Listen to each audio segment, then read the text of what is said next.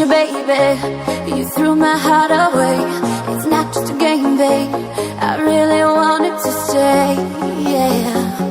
When you told me forever, did you have your fingers crossed? Try me on like a sweater. Must have been a fleeting thought. I'm not surprised.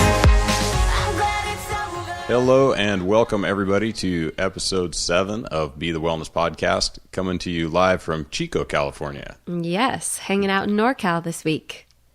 We're kind of all over the map, if you guys haven't guessed so far. Staying in one place is not really our forte. Yeah, it's challenging. And as a result, I have a little bit of a cold, so I'll try not to do too many sniffles into the microphone. But if you notice a little bit of my nasally voice, you probably picked that up on the podcast with Marco and Ben a little bit. But I'm okay with getting sick once in a while, though. I think some people they see it as a sign of weakness. And I don't really see it that way. I see it as like a time for rest and rejuvenation and kind of a cleansing period. So obviously I try not to get sick that much, but I don't get depressed about it. I feel like it's a good time for your body to restore and, you know, kind of. It's got to do its thing. It does, yeah. And we've talked about that before, actually. You know, a lot of times when people go paleo or start to clean up their diet or really get on this health and wellness track, they will actually get sick 1 or 2 times right away. And I don't know, you told me that you read an article about that where it was like you actually are able to start working on some of the more serious cellular damage and start doing some more reparation. Yeah, sort of. The concept is that, you know, once you clean things up to a certain degree, and this actually happens specifically when people go on vacation. So when they go on vacay, they get the relaxation and the rest and hopefully some sleep and some stress relief and all of that kind of stuff that actually allows their immune system to fire up and do its job. Right. So prior to the vacation, you know, the immune system was just staying alive. Everything you were doing was just kind of, you know, keeping the lights on, so to speak. And then you get a little bit of downtime, and it enables your immune system to catch up. And then all of a sudden you're like, oh, wait a minute, how did I get this cold? I'm like, well, it's just, you know, you've had the virus for a long time, or you've had, you know, some semblance of it for a long time. You've just been asymptomatic because your immune system was sort of behind the curve. Right. You don't have the opportunity. Your body's kind of like, I can't really deal with that right now. I don't have time for that. And then when you give it a little break, it goes, okay, let's actually get in there and take care of this virus or take care of whatever bacterial infection or whatever is going on. Yep. Yeah. And I definitely feel that. And yeah, it's interesting. I was just talking to my dad and he said he wasn't feeling well. And he said, you know, I don't have time. I just went and got antibiotics just in case. And I totally get it. He doesn't have time. He's super busy. He just started his own company, less than a year ago. So he doesn't have time to be sick. And I get that. But on the flip side, I was like, you know, I really honor when my body gets sick and when it goes down and when it needs some time to recover. And I think, you know, if you have the luxury to do that, you should just kind of flow with it. And it seems like since I've embraced it overall, I don't get as sick. I just get like a couple days of rundown, like, all right, you know, you need to just let yourself chill out and go through this process. And and I think it's also because I don't really stop otherwise. I almost have to get sick before. Yeah, I think that's sort of the deal, you know, is that's what's happening. Your body's saying, hey, you know, you should probably rest. And you push through and you push through and you push through. And then it's like, well, guess what? You're sick. You're sick. Yeah. So, well, anyway, that was kind of off topic, but I just wanted to explain why I might sound sniffly on the podcast. So, anyways, moving on to the first topic. Obviously, we're going to go through some questions and do a little Q&A series, but we wanted to talk a little bit about this month's focus, which is proprioception. And you guys obviously have been seeing the silly challenges we're doing, like hopscotch and stepping over the string and all these kind of weird, silly game-like challenges. And this is all about proprioception. So as you know, you got that article earlier in the week that talked about the importance of proprioception. And as our seasons are changing for the northern hemisphere coming out of winter and for the southern hemisphere sort of starting to go into that fall or winter season, we really wanted to take some time to acknowledge this proprioceptive issue and figure out how we could keep those wheels and keep those wheels greased and keep those neurons firing to keep those pathways growing and enhanced no matter what your seasonal change is. Yeah, and we throw the word around a lot, and I think we talked about it a little bit in depth. I don't know, maybe episode 4 or something like that, but the concept and the idea and sort of the goal behind a lot of the stuff that we're doing is, like Vanessa was saying, to make sure that our central nervous system is still connected to our muscles. And it sounds kind of drastic to say that it's no longer connected, but what ends up happening is that the efficiency goes way down, and the literally the coordination between the electrical firing from your brain to the muscles starts to become, rusty. You start to get like some latency in there. And, a perfect example of that is, if you lay on your back with your arms outstretched over your head and your feet stretched straight down in front of you, and then raise your left leg and your right arm and try to get them to touch, maybe somewhere over your belly button. And it takes, if you haven't been doing a lot of work like this, it may take a little while, like 2 or 3 repetitions, for you to actually come to center where you want it to be. And this is a perfect example. It's just not something that you've done. Your body doesn't remember right off the bat where exactly your arm and foot, or your hand and foot, would meet in order to be above your belly button. And it takes a few reps to kind of get that going. Right. And, particularly for those of you who didn't grow up doing sports, who didn't play soccer or do a lot of hand-eye coordinated type movement or activity, this is something that really needs some specific work, especially as we age and we start to get into the period of our life where we're not playing as much, we're not really working this proprioception part of our brain. We really have to take specific measures to get everything firing and really improve the neural pathways. So, and I know in particular, a lot of women, like my mom's age, she's going to be 60 this year. They didn't play sports. And, and I know this is an age group that's pretty common in our group. They didn't grow up doing this proprioceptive kind of work. And so it's really important as you age, and I'm seeing it with my mom especially. She, at some point she said to me, "I don't remember how to run."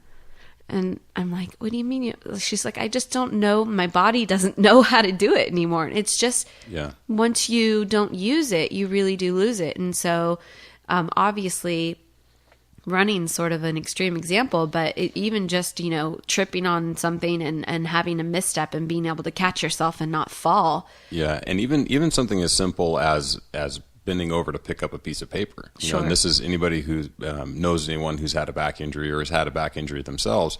Often it's not from deadlifting 1,000 pounds. Often it's, walking across the room and you just reach down to pick something up and, my back's out. There goes my back, yeah. And so obviously it's not a load issue. You're strong enough to pick up a piece of paper for sure. What it comes down to is a timing issue. It comes down to a central nervous system timing issue where the muscles didn't fire in the appropriate order because they're just out of practice. Right.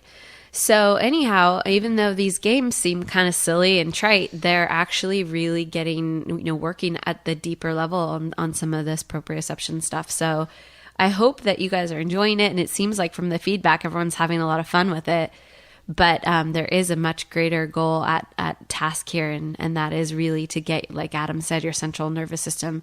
You guys keep hearing that term, central nervous system. We talked about it last week or 2 weeks ago when we were discussing deadlifting. I believe we were talking about how it really affects your central nervous system. Yeah, and it's not just about strength training. Right. It's all the muscle recruitment. Right. So, this is another piece of that pie. And if you haven't realized yet, we're all about the whole pie and not just a piece. So, yep. That's the deal. We are an entire pie. Yes. In and of itself. Whatever kind of pie you want it to be, that's what we are. Yeah. But we're the whole thing. We're all of it. Yeah. And so I wanted to talk a little bit about the high step specifically. Okay. Because it's one that I think, there was a little bit of confusion about how to do it, and that's totally my bad. That's, trying to write something to make sense. Explaining a movement is even as simple as just stepping over a piece of a string can be challenging. So Right. kudos, Videos are worth 1,000 words. yeah, right? exactly. Yeah. So Yeah. kudos to those who got it right off the bat, and I apologize to those who I had to do a little bit more explanation for. But the one of the things that some of the people noticed was that they were surprised at how high they could step to the side. You know, when they're stepping over it laterally, it was surprising that they could step higher that way than they could going forward over something. And you know, it speaks to sort of your hip structure, right? So when you step sideways or laterally, you can lift your right hip. Let's say you're going to step, you know, to your right. You lift your right hip, and kind of in a fire hydrant kind of a situation, right? So you lift your hip up to the other side, or up to the side, and then you also get an opening in your left leg as well. So you open in both sides, so you can naturally step quite a bit higher, go in that direction. What's usually lacking for people is the stability in that down leg in order to maintain that. So I think I was having a comment session back and forth about the hula hoop and how one leg hula hooping, you know, the person thought that that had significantly helped her ability to do this, and that's absolutely true. So if you imagine, you know, hula hooping is just you're standing in one spot making small circles. Well, it's generating, or there's a necessity for you to generate a tremendous amount of support in whatever that down leg is. So if you're hula hooping on one foot, the foot that's planted in the ground is learning, you know, every millisecond how to make adjustments and support that hip structure. Yeah, and talk about proprioception, one-legged hula hooping. You know who you are. Yeah. You know who you are out there. Yeah, the one-legged hooper. Yes. But, well, 2 legs total, but, you know, one hooping at a time, right? Yes, yeah. So that really speaks to the larger idea of what we're trying to do here, where you're creating, you know, you have the flexibility or the mobility to move one limb or, you know, half of a structure like your hip, but you also have the stability to keep it all going in the same direction, you know. So that is certainly our goal, is to create the neural pathways and the musculature and the mobility to lift one limb, move it in one direction, and maintain the entire thing in a stable, safe form with the stuff that's connected to the ground. Right. Awesome. Yeah. So moving on, we're going to talk a little bit about the next piece of this proprioception pie, and that is the handstand progression. So we wanted to do a little clarification on what the progressions look like and how you should approach them. And we had some questions about, you know, folks had done 10 minutes, tried to do 10 minutes in each progression. And, you know, the goal is just to spend 10 minutes on this whole thing. So we're not trying to set, you know, 20, 30 minutes aside. We just want you to take 10 minutes and give this stuff a go. Yeah, and that's going to apply to almost all of the skill work. So we'll since the handstand is something that we've already tried to do, we'll talk about it specifically. But yeah, the goal is to find the progression that you're comfortable with, tinker with them, find something that's challenging, and then spend 10 minutes practicing it. Right. And you know, it's tough to give specifics as far as, like, you know, we want you to do, you know, 2 minutes of this particular thing and then rest for 2 minutes and then do 2 minutes of this, because there's it's just hard to do without seeing what exactly it is that you're doing. So we're gonna set you free on this one for the most part, you know, and give you the parameters and then just let you tinker with it. And it's, you know, because there's such a large central nervous system component, you're going to see dramatic results in a short period of time, because it's, you know, you have the musculature, you're just not necessarily using it. So yeah, absolutely. And that is something that, you know, just because it seems like, wow, I only did this for a couple of minutes total once I figured out what I was doing and actually got into the movement. I only did it for, you know, maybe a minute. It's a huge gain. So don't worry that, like, oh, I didn't spend 10 minutes in the plank or the contralateral planking or whatever it is. Even just doing these things for a minute or two here and there gets that central nervous system working and gets that the neuropaths firing. So you're doing the work. Don't feel like it has to be, you know, this huge chunk of time each time. Yeah, and then the other thing to mention is that I know somebody in there mentioned how difficult the contralateral planking was, and they had actually mentioned that they thought that the wall walks were easier, and which they may be, the wall walk may seem like an easier thing because you're able to incorporate a whole bunch of primary moving muscles that are enabling you to do the wall walk. Now, that doesn't necessarily mean that you should be doing the wall walk. If the contralateral planking is incredibly challenging, that's because that movement in itself is very difficult to get through using large primary moving muscles. Right. So if it's very difficult for you to do, you probably need to do it because that's what's going to shore up all of the small musculature that you need to do that safely and stably. Right. And so, that doesn't mean you can't try doing the wall walk. But what we're saying is we don't want you to skip over it and go, the contralateral planking is super hard, but I can do the wall walk, so I guess I don't need the contralateral planking. Quite the opposite. In fact, you can, like Adam's saying, you can muscle through the wall walk.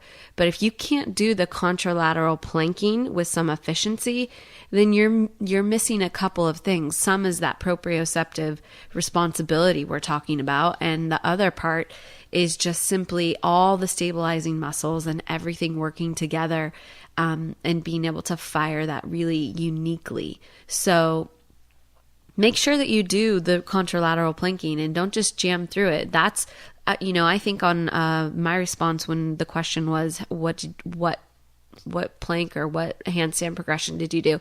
I wrote in there that I did all three of them. I spent some time doing all three because each piece of the puzzle is uniquely different and it's working a little bit different, musculature and neural pathways and all that good stuff. So take time in each progression. Yeah, for sure. And even for the more advanced athletes like Vanessa, for instance, the progressions that we have on there are really good muscle activation sequence, right? Yes, so we're starting kind of from this core to extremity movement pattern idea, right? Where she's doing a contralateral plank, which,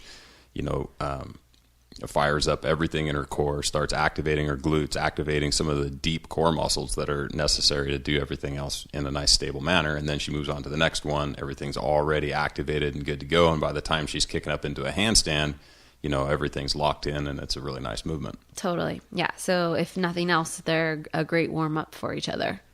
Yeah. Okay, cool. So I think we beat that to death. Let's move on to, let's see. Go ahead. Let's talk about the accessory work. Okay. Oh yeah, sure. Yeah. So there was, again, I think this is probably due to, explaining things that I'm already very clear on. So of course it seems like it's well explained, when I read through everything, but the accessory work, we want to be hitting a total of 50 repetitions. So if it's, say the accessory work is the pull up and push up and reverse lunges or something like that, then 3 rounds of that, we want to make sure that out of those 3 rounds, we get close to 50 reps. Right. Not 50 reps per round or right. per set, but 50 reps total. And here's the thing. A lot of people think, okay, I'm going to get a certain amount of reps no matter what. The truth is you want to only get as many reps as you can maintain your form. So as soon as you break form, it's over. Let it go. Stop. Because we're not interested in you getting the most reps in each set. We're most interested in you getting the best quality reps in each set. So we'd rather you do 5 push-ups or 2 push-ups or whatever, and they're good, solid push-ups.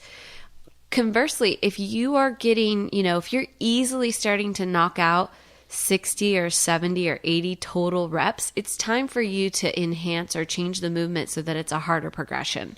Yeah. So if you're doing push-ups and you're getting 60 or 70 or 80 in your total accessory work, then it's time to start doing elevated foot push-ups. Or if you're doing body rows, it's time to start thinking about doing some negatives or something where you can increase the potential for that movement. Yeah, absolutely. And yeah, so then if you're, Yep. Well said. Yeah. That's the idea. And I would say that even if you can hit all 50, then that's probably time to start moving it up, up to the next level. And then hit as many in there as you can, like Vanessa was saying, with perfect form. And then if that doesn't total 50 by the end of all of your sets, then bump back down to whatever your previous progression was to make up the rest. Right. And once again, If you're in the easiest progression and you can't hit 50, that's fine. Don't worry. Do as many as you can. That's all good. We're just talking about folks who are starting to get to the upper level of their ability or their skill set, and they're feeling like, okay, I'm knocking out 60 or 70 regular push-ups. Right. Okay, let's change it up so that we make sure that you're continuing to stimulate that muscle growth and you're continuing to stimulate your progression. Yeah. Cool. That's the deal. We want to adapt. Yes, adapt. Absolutely. So, speaking of adapting, should we talk about the difference between trigger points and sticky points? Oh yeah. Yeah, I think that's probably just some clarification in the videos that we did with I think it was the pec and trap smash and the low back and T-spine smash, we talk about, and the gut smash, we talk about hitting sticky spots. And then, so when you hit a sticky spot, stay there and work on it. And so there was a question about whether a sticky spot, which is not that hard, not that easy to say, it turns out, is the same as a trigger point. And there's trigger point is a word that's become sort of, I don't know, hijacked, I think, in the physiology world.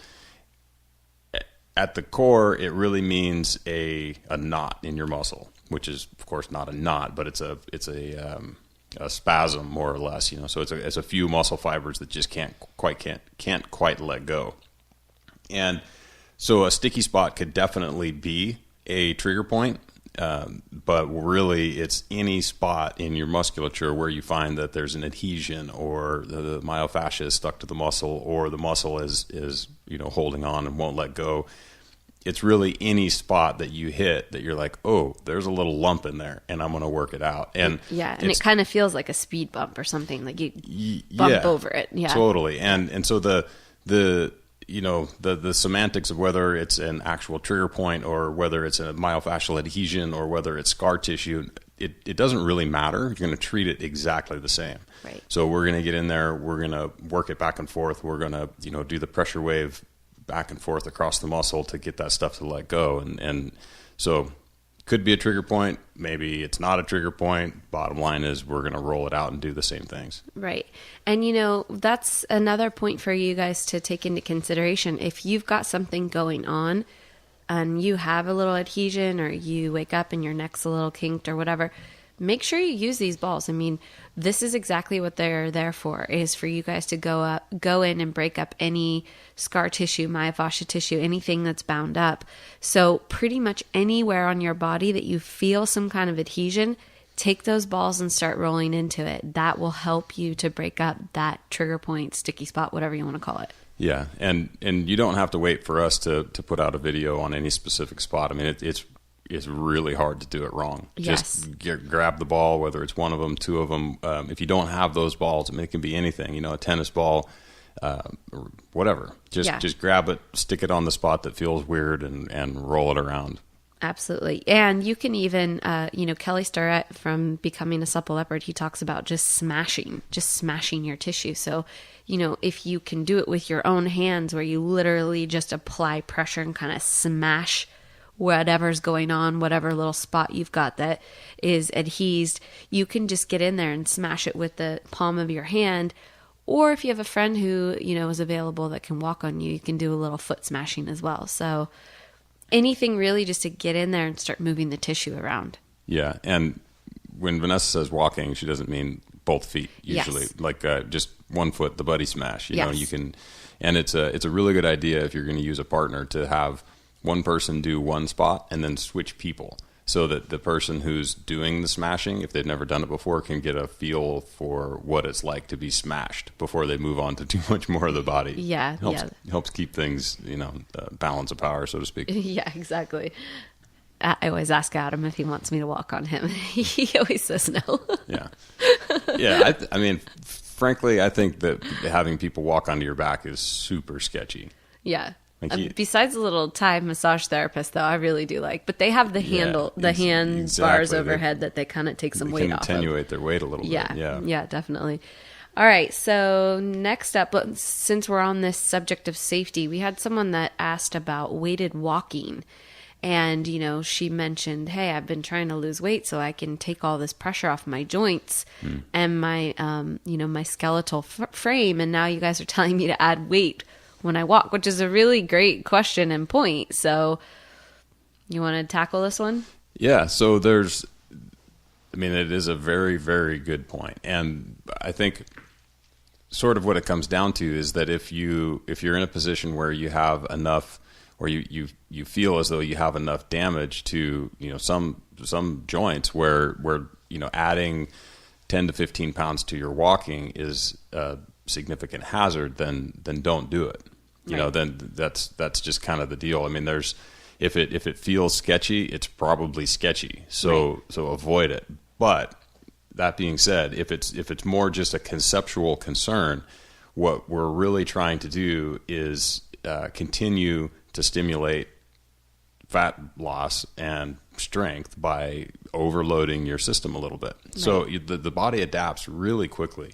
And so unless you're losing, 15 pounds a week or something, your body's probably adapting to the new weight relatively quickly. So just going on normal walks, unless you do something to change the intensity of it, whether you start to walk uphill a little bit, or maybe you go for longer, or you go faster, then eventually it's a very low calorie burning thing that you do. I mean, it's not really even exercise, right? So that's where throwing the weight in there starts to kind of rekindle the fire, so to speak, in the walking. Yeah, and we're not talking about doing anything high intensity here. Obviously, that would be contraindicated. We're not saying go for a jog or, anything that would put extra pressure on those joints and any kind of compact movement. But we're talking about just low, slow intensity, movements that you can handle a little extra weight. And we're talking about for small amounts of time. Obviously, we're not saying put on a weight vest and wear it all day for 24 hours a day. We're saying, 30, 60, maybe 90 minutes where you add, and it's just a small amount of weight. You can just do 10, 5, 10, 20 pounds max. It's not a huge difference, but it will really kick your body into that fat burning mode. And that's what we're looking for. Yeah, exactly. We're looking for ways to make it more challenging to your body without, increasing the mileage, so to speak, and the mileage both in literal mileage and in impact. Sure. Right.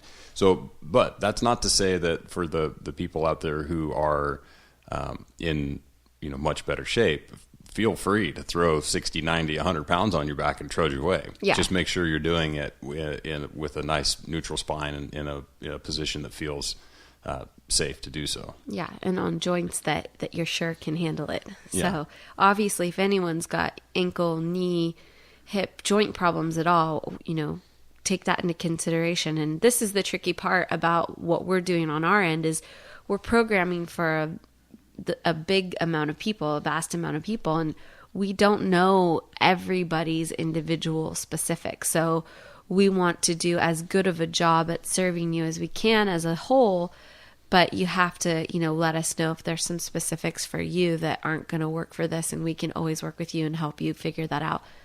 Also, if you really have some stuff going on, there's always an option to do some one-on-one consultations with us, and we've been doing that with a few of you over the last couple of weeks. You can always schedule, a 1-hour consult with us and knock out any questions you have about what your personal code should look like. Yeah, it's actually, it can be a really beneficial way to, figure out exactly where you fit, not only in the dietary component of it, but also in the physical fitness side. And like, well, should I be doing the body weight option, or should I be doing this? If that's a sticky question for you, 1 hour, we can answer all those questions and get you, pretty well squared away. Yeah, and we're going to actually launch something eventually where we'll add in an option for folks if you want to do like a 1-hour consult once a month with us, and we'll do some discounted rates for folks who do it like maybe 3 months in a row or something. But you can email us at info@beethewellness.com and we can, share with you some of those specials and stuff. But take advantage of that. And yes, it costs a little bit more money, but, in 1 hour, you'll know exactly what you should be doing instead of like, well, I think this is what I should be doing, or I'm pretty sure. Yeah, it's true. If you find yourself having a lot of questions about where you fit in the program, 1 hour could probably make, however long you've signed up for, a completely different experience. Yeah. Yeah. So, take advantage of that if and when you need to. Yeah. So, okay. Well, I think you can actually also in the guides, there's a guide called resources. And in the resources guide, not only does it list all of the mobility tools and the stuff like that we recommend, but there's also links in there for our personal coaching. Yeah. There so you go. that gets you a contact us email or something like that. Cool.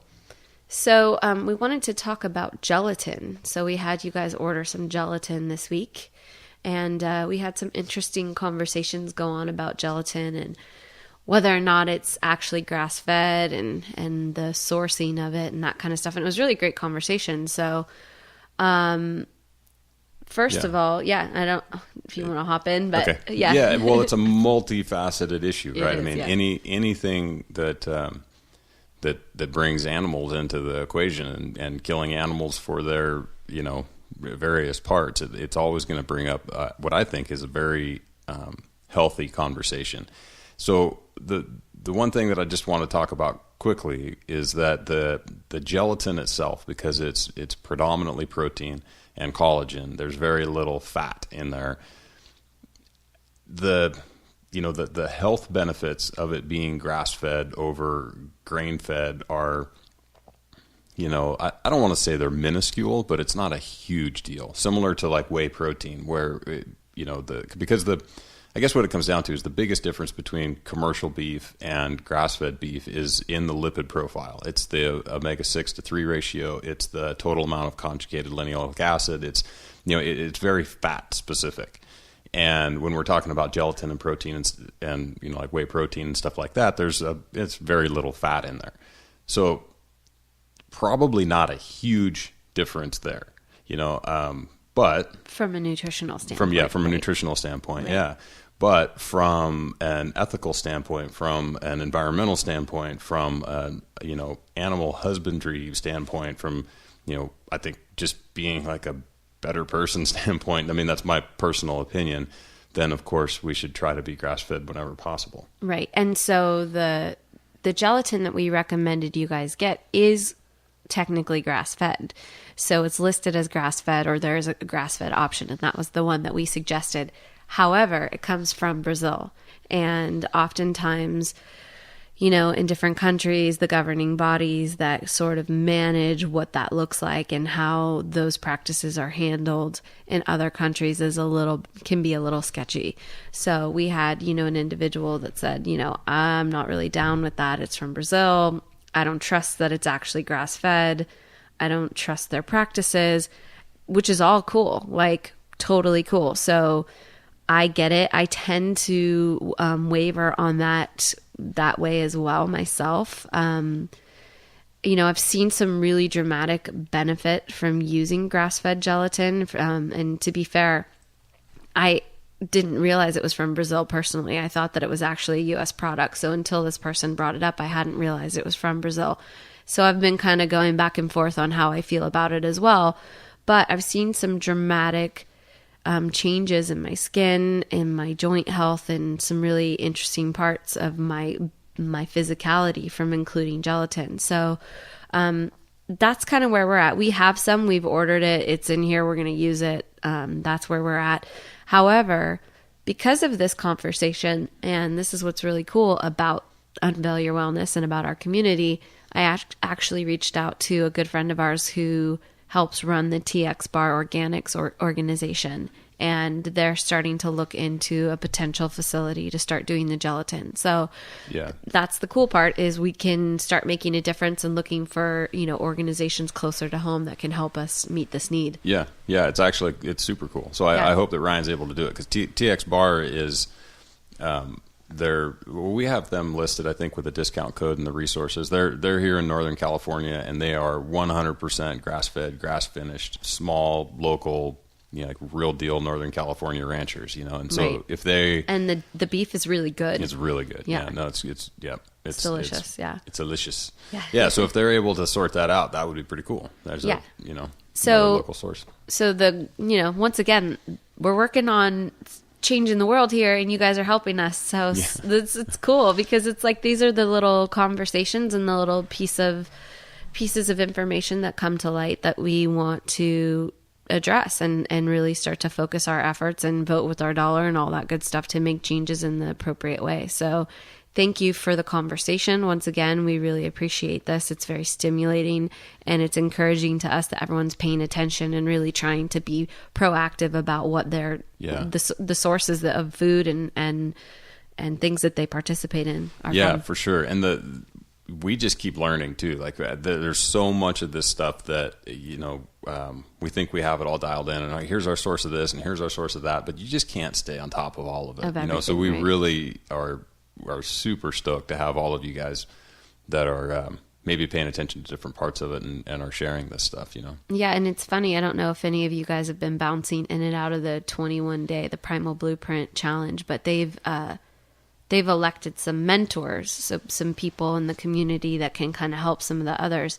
And we talked about doing that, but the problem for us was that we felt like all of you had so much to say that was so important that we were like, well, everybody's a mentor. There's not one person or two people to pick. Like, everyone has really important things to say and to share. So if you were wondering why we haven't assigned mentors, it's because we feel like all of you guys are mentors. So yeah, it's true. We don't want to, we definitely want to, it's a really weird thing, because we want to encourage people, and we want to I don't know if reward's the right word, but we want to make people feel recognized for the work and their contributions. But then on the flip side, we don't want to make anybody feel like they're, less qualified to comment, or that their opinion matters less, Right.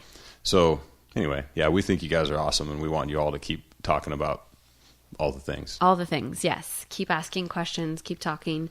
Okay, so I think the only last question we had was, I think that was it, the farmer's walk. You wanted to talk about farmer's walk. Yeah, so there's a couple of things, and actually it was one of the comments, and I don't know if it was the same one that we were talking about, the overall weighted walking as a question, but they brought up this, maybe it was at a CrossFit gym, it doesn't matter, but the person had seen people doing weighted walks. I think it sounded kind of like a kettlebell front rack sort of walking position. And so the issue being that the person astutely noted that they looked like they were in a very uncomfortable and awkward position, sort of walking all hunched over and twisted to the side. And this is definitely a problem, for a lot of reasons. I mean, the whole point, to a large degree, behind the farmer's walk is to, sync up your body, sync up the central nervous system, and fire all of these muscles that enable you to walk under load in a safe position. And the safe position, generally speaking, is going to be a neutral spine with your shoulders back and down. Shoulder blades are pulled back, down, sort of wrapped around your side. You got kind of a proud chest, but your sternum's pulled in, and you're firing your glutes, and you're taking short steps, and that's what the farmer's walk should look like. And what ends up happening is, if you progress too quickly and you move, to sort of a unilateral thing where you have a weight just in one hand, or you move it out into that front rack position, you put a much higher degree of difficulty, a much higher load on the spine, that you're having to resist those forces to maintain that midline stability, which ultimately is a really good thing.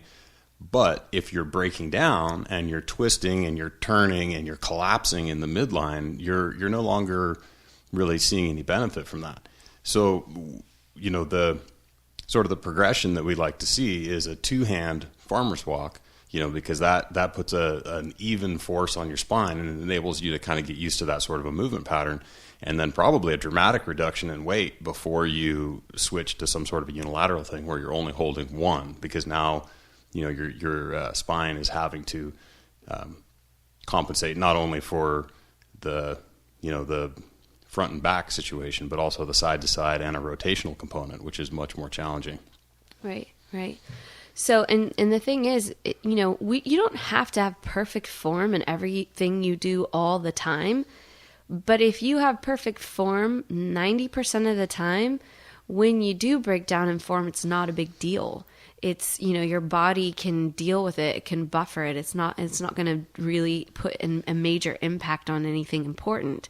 But if you work in those broken patterns all the time, then that's when things become contraindicated and you can really elicit an injury from those movement patterns. Yeah, exactly. Because doing the movement for the sake of doing the movement is kind of where you can run into problems with it. It's like once you stop seeing the benefit of doing it, then you should just stop for the day anyway. It's you're getting outside of the point. If you wanted to make a workout that was some sort of just grueling mental toughness sort of, in like durability test, then you do it with just things that are super easy to,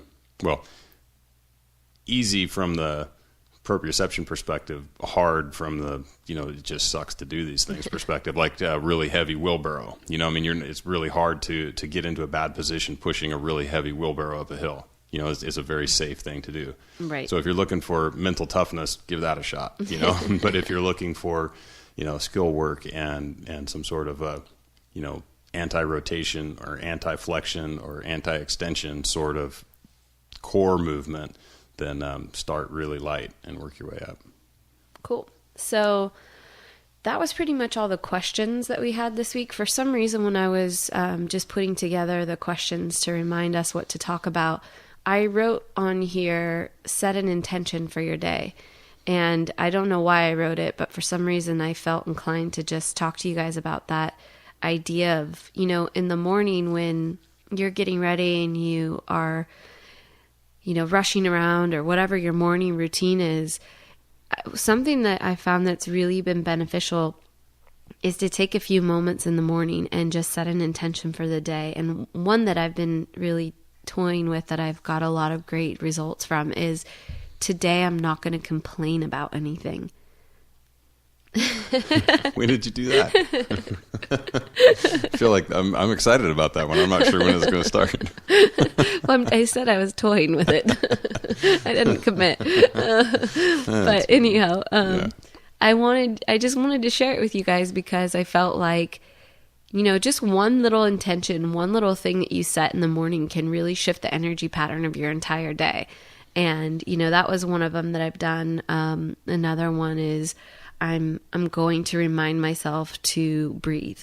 So just, whatever it is, just one little intention at the beginning of the day that you can call back in a moment where you are stressed out or, life seems to be getting the worst or the best of you. You can just go, what was my intention for the day? Oh yeah, that's right. I'm not going to complain today. And it just helps to kind of ground you into the day and give you a better sense of, the journey and what it's all about. So I don't know why I felt like talking to you guys about that, but I wrote it on the paper, and so we're talking about it. If it's in the document, by God, it's getting talked about. It's getting talked about. So anyhow, we hope you guys had a great first week. We've got 2 more weeks of this session. If you've got questions, make sure you reach out to us. Also, if you guys are on Facebook and Twitter and Instagram, follow us. We're at Beethewellness on all the things, and we post there pretty regularly. So make sure you reach out to us there, and hopefully we'll just expand our community. If you're not there, then cool. We'll see you in Vimify. Yeah. All right. Have a great week, guys. We'll see you next week. All right. Bye. Bye. My heart away. It's not just a game, babe. I really wanted to stay, yeah. When you told me forever, did you have your fingers crossed? Try me on like a sweater. Must have been a fleeting thought. I'm not surprised. I'm glad it's over. I burn my pictures of you. I'm glad it's over. You never told me the truth. Yeah, you let me down. Yeah, you let me down. But you won't let me down again.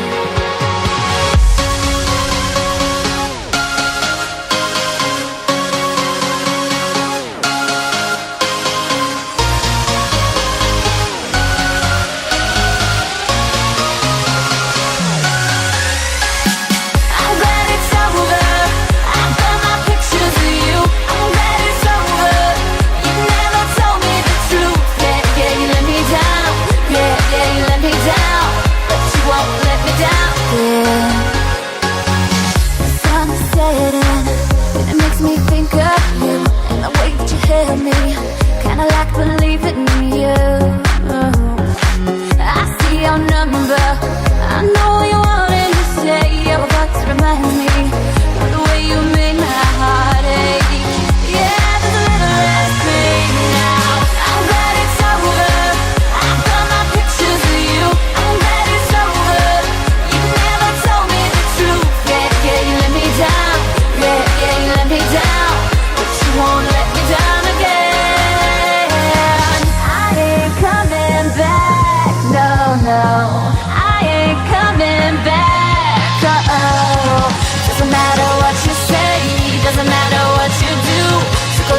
time, but I'm